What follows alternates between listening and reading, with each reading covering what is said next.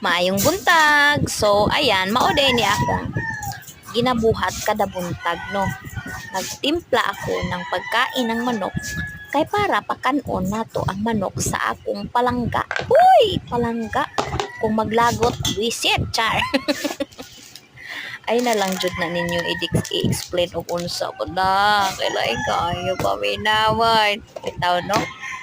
Kay palangga lagi niya ang iyang mga manok kaysa ako ahoy kaya palanggaon na lang sab nato no kay para di ta ma-award so nagtimpla ko ka ng pagkaon sa iyang manok daghang kay arte oy daghang kay vitamins kay para lagi dili sakiton ba so kana og managko na kita ra poy makuan ana mo pahimulos o di ba so mo na akong ginabuhat pagkada buntag na lang usahay late kag makamata ay magkisi-kisi jud kag dali-dali kay ang imong mga alaga dito nagpang nanyabaw na huy mutyabaw dai ng mga manok so maoro to guys salamat sa inyong pagtan-aw ug always thank you sa support ag sa mga nag-subscribe bye bye